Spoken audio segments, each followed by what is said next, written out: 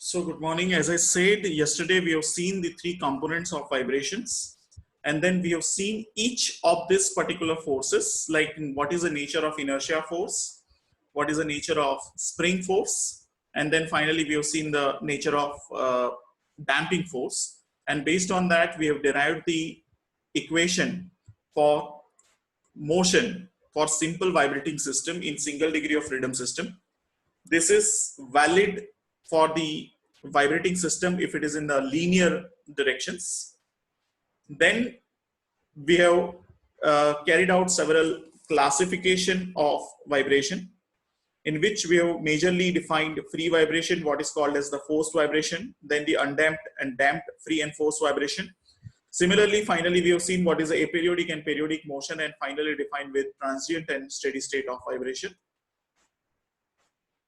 Then last, we have seen how the governing equation of vibration will remain same in both horizontal and vertical system. So we have taken the vertical vibrating system and we have tried to derive the governing equation of motion, and we have seen the governing equation of motion is irrespective of the direction, either it is in horizontal direction or in the vertical direction. But if it is joined in a linear direction, then both the condition, the equation of motion is same. So with this background, let's go further. So whenever you do any vibration analysis, this is a general flow of carrying out the vibration analysis. The first is you need to find out what is input and output. So basically you are actually putting the input excitation, input history, and you are finding out output, that is called as the response to that input history, which is with respect to time. Second is the response, which depends upon the initial condition or the external force, what we have seen.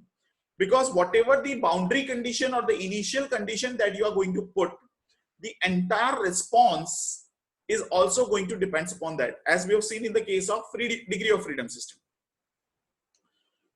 Most practical systems are very complex. So basically any vibrating systems, you need to convert into the mathematical modeling, right?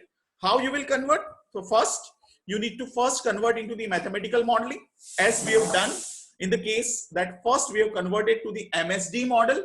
From the MSD model, we have derived the equation of motion. Then that particular equation of motion is generally a differential equation. So that differential equation you need to solve for the specific boundary conditions, and then if you can interpret those solutions, then you will actually arrive at final solution. So that is the general flow of any vibration analysis that we will see in detail in subsequent sections. So this is in general how you can actually do the vibration analysis for any of the vibrating system, that this general flow that actually will help you. Okay, let us see the first vibrating system, that is undamped free vibration case. I'm just going back to the classification. You can see I'm just talking about this system, undamped free vibration system. Okay, where my C is equal to 0, P of T is equal to 0. So if you coming to this undamped free vibration case, and if you draw the figure,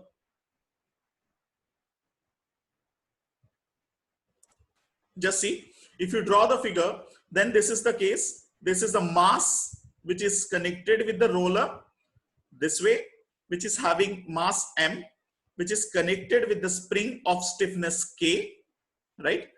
And is subjected to the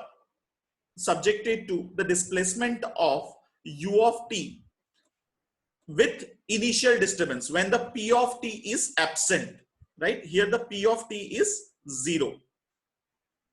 Only for starting of the vibration, you need to give the initial disturbance. That initial disturbance will not come in the category of P of T.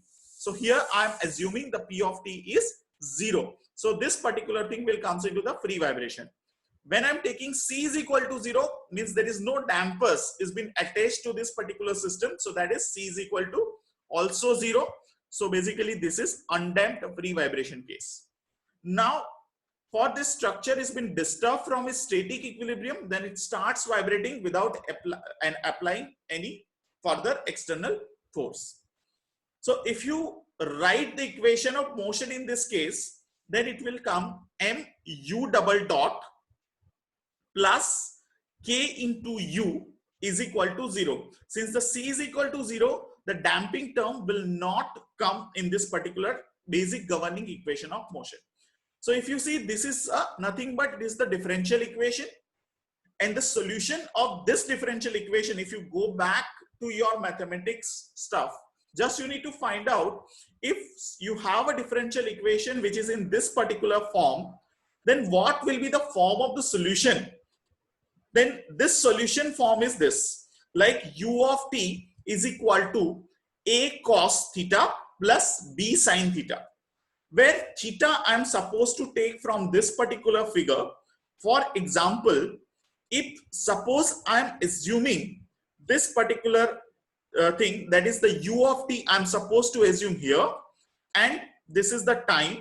So since this particular equation will represents the harmonic motion, because it is attached with the cos and sine, so basically this is my harmonic motion. You can see this.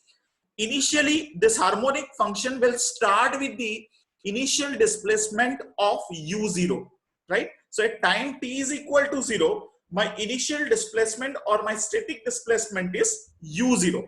And from this u0, this particular vibration will start, which is in the harmonic excitation, right? Where the C is the amplitude of this particular excitation, harmonic excitation. Now, if you plot the phase diagram, basically to complete one cycle, suppose I am plotting, you can see the cycle like this. This is completion of one cycle. So if it is completing one cycle, and if I am taking, you can say, let's see at this point, what will be the position? What will be the position in this? So I will draw this line from here on this axis. So basically this will be the position. If I draw this, then this will be my theta. And if the circular frequency is omega, then this is nothing but it is omega into t. So this theta value is nothing but it is omega into t. So this omega t I am putting in place of this theta.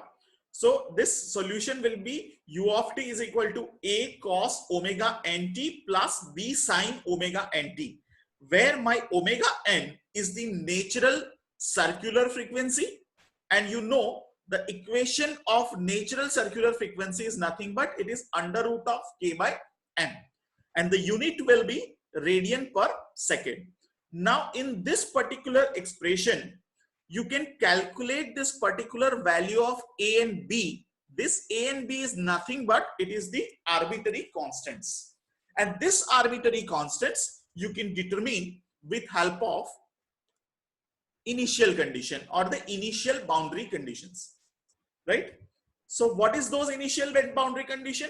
So for example, in the equation, if I'm assuming the displacement at time t is equal to 0, I'm supposed to say that displacement is u0.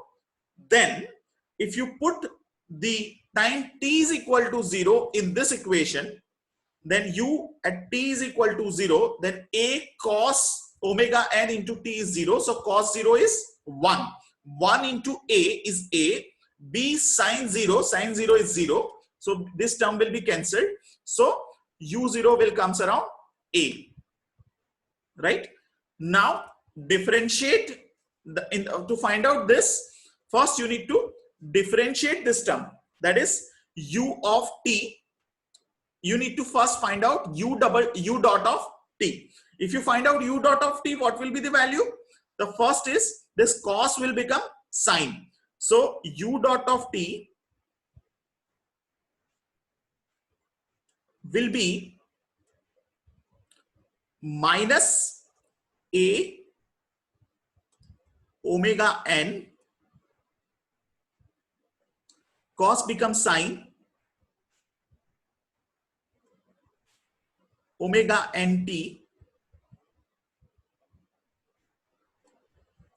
plus b omega, this omega will come out, b omega n sine become cos, and this will be omega nt. Am I right? This is the differentiation of this particular equation. Now you need to again use the initial boundary condition. So basically I will put t is equal to 0 in this equation. So u dot at t is equal to 0, this value will comes around u dot of t. So means u dot 0, which will comes around from this, is sine 0 becomes sine. So this term will be 0.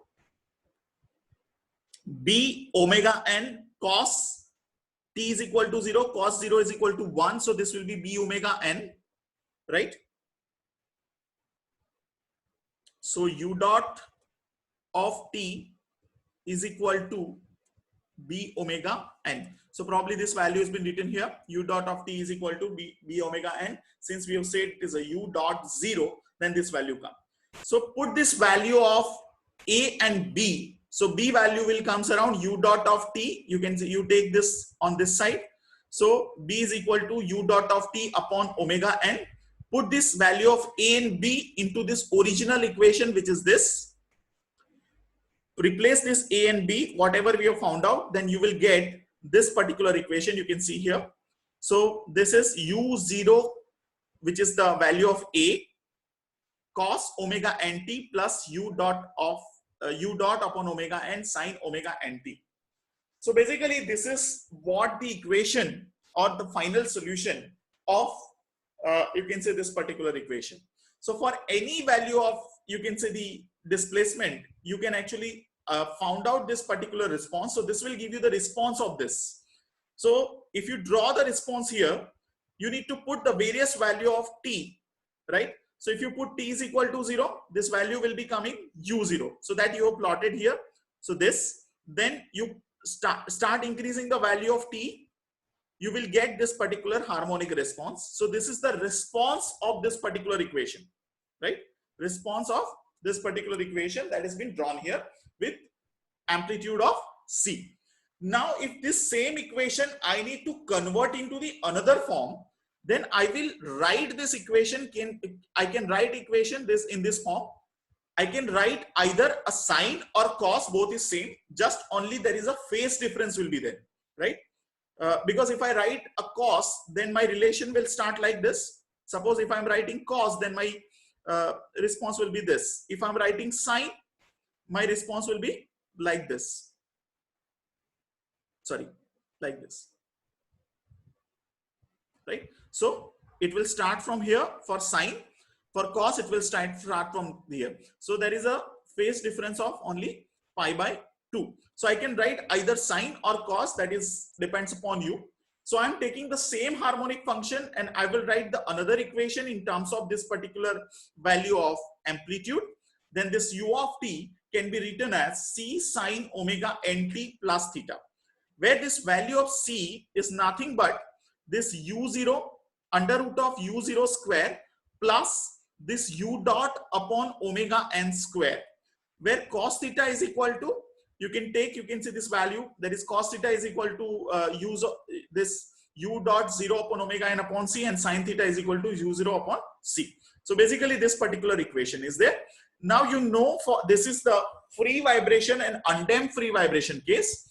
For this free vibration, you can take the natural period, because this particular oscillation is happening in a natural condition. This frequency is called as natural frequency, and this time period, which is called as natural time period.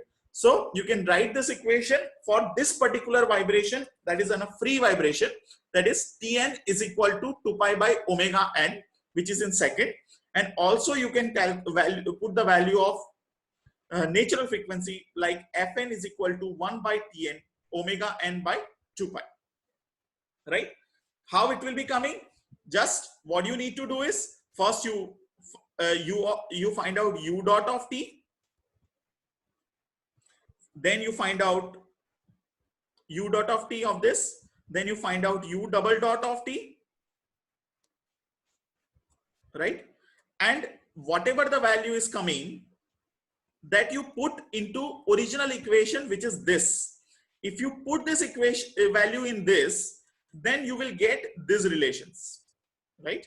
You will get this relation. Please try it by yourself. I am saying again, u of t already is given. You find out u dot of t, you find out u double dot of t.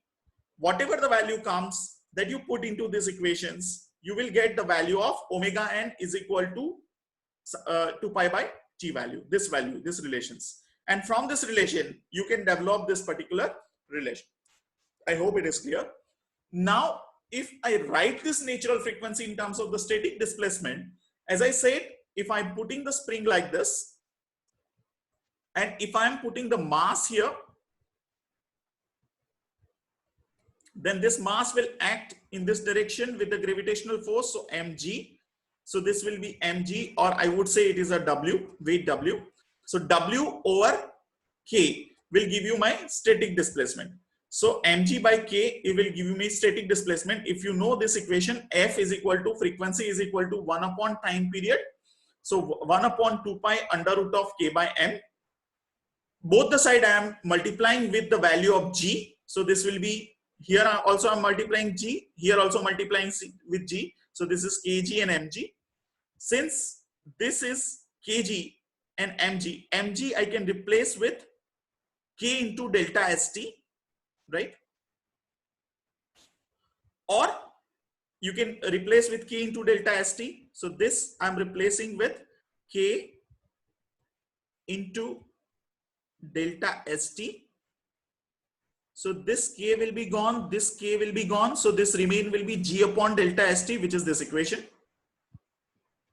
So frequency is this. So basically for this particular vibration case, what you have done is, please understand very, very carefully. First, what you have done is, you have taken the initial equation or the governing equation of motion of the vibration for this undamped free vibration case. From this, you have found out what will be the basic governing basic equation or the basic solution form of this particular differential equation. You solve this particular differential equation for initial boundary condition to find out the value of a and b.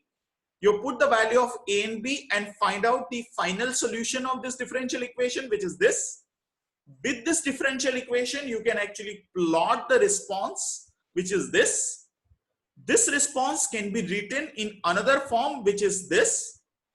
If you find out u dot of t, u double dot of t, and then you put it into the original equation, which is this, then you will get this particular formulas, which is in terms of natural period and natural frequencies, right?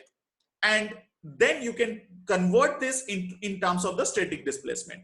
So suppose if you have been given natural frequency, or you have been given the value of stiffness and the mass of the system, you can calculate the natural frequency of the system or the circular frequency of the system.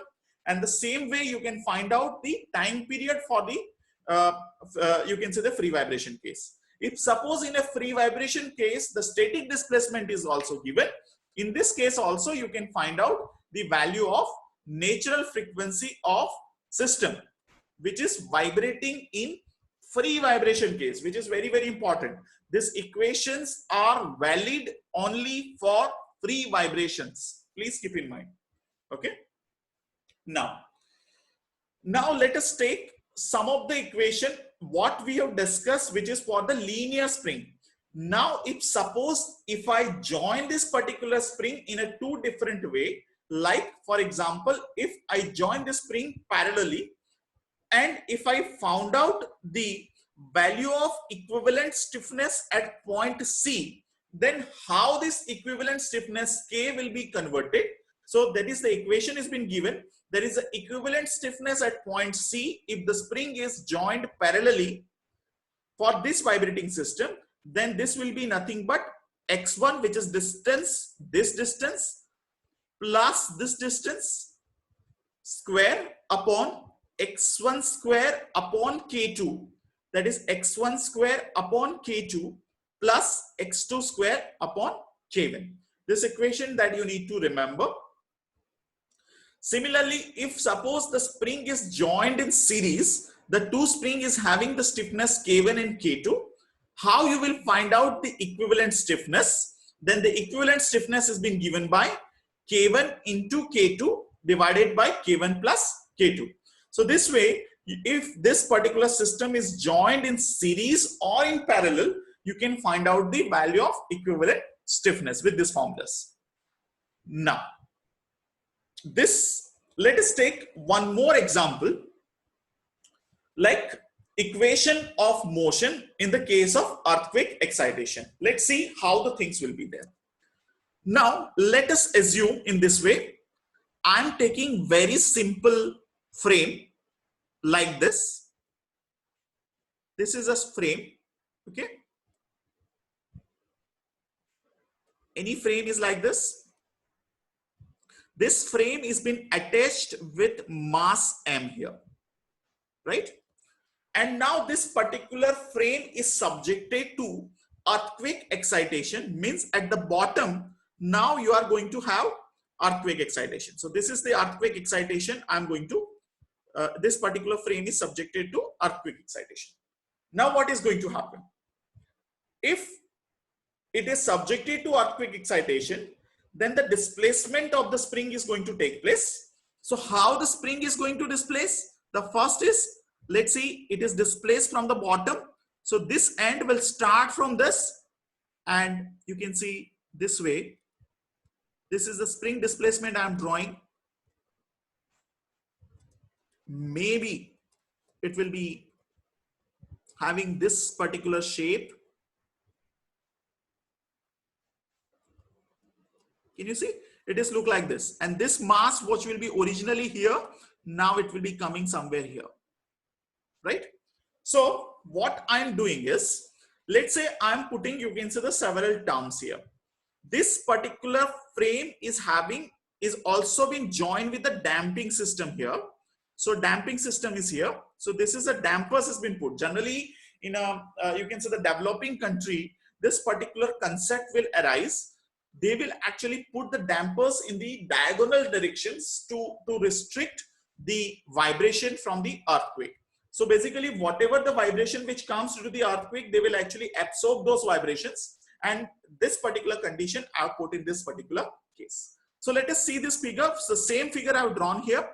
So if you see this, the same figure I have drawn, this is the original frame which is subjected to earthquake excitation, and this is the displacement that is going to take place. So if you take this displacement or this displacement, which is at the bottom or at the ground level, the ground level displacement, I'm supposed to say UG. U is the displacement, G suffix I'm giving, so that is representing the ground. So this is the displacement at the ground. Then second, that is at the top, this end will be having a displacement of UG, and this end which will have a displacement of total displacement, because this end will actually go little more displacement. As suppose you just assume you have a tall story building, generally the upper story building will have a more deflection. Am I right? So this is, you can say the U total, I'm supposed to say this is a total displacement, means the mass M is moving to this particular position. This is also your U total, or if I say this end will move to this end, so this is nothing but it is U total. Okay, I am taking U total, I am taking UG. Now just see the difference. If I am taking, you can say this UG up, so this will be UG, this will be U total, so this will be my U of T. This is my relative displacement between the two ends, right? This is my relative displacement from this and this end. This is my relative displacement, that is U total minus UG. So if I take U total, which is the combination of what? UT plus UG. So this is, I have put it here. Now let us use the D'Alembert principle. So D'Alembert principle you already seen, which is said Fi, which is the inertia force plus damping force plus spring force, which is equals to the external force F of t or P of t. This is what the D'Alembert principle says. In this case, I do not know what will be my external force. Whenever you don't know what will be the external force, in this case, I will assume the external force which is 0. So in this case, I have assumed my external force as 0, right? Because I do not know what is my external force is. So whenever you are not knowing, you please assume 0 and try to find out the value of Fi, Fd and Fs. So first let us find out Fi. So Fi is related to what? Fi is related to mass. As per definition, it is what? Mass into double derivative of displacement of the mass. So basically the mass is displaced to what amount? Originally mass is here. It has been displaced to this position, and this position is nothing but it is U total. So the mass is having a displacement of U total. So this relation will come M into double derivative of displacement of mass, means U double dot of U total, right? U total, that is double derivative of U total. Similarly, if you take the damping, the damper is here. So the new position of the damper will be this, right? So if you see, you need to minus this UG, you need to minus this UG, basically. So the what is the displacement of the damper? Displacement of the damper is UT, am I right? Because this will be already subtracted. This is moving to this position. So relative position of the damper is UT. Relative displacement of the damper is UT. As per definition, what is FD force? Which is nothing but coefficient of damping multiplied by single derivative of displacement of damper. Here the displacement of the damper is U of t and is single derivative. So this equation will come C into U dot of t. Similarly, Fs, if I find out the spring force, here there is no spring physically is present, but this spring force denotes the original stiffness of this particular frame. So this stiffness of the frame I am denoted as Fs, which is nothing but this. Basically, I need to find out what is the relative position of these two ends. So basically, this end is moved to this position, and the relative position is same as, you can say, the U of t.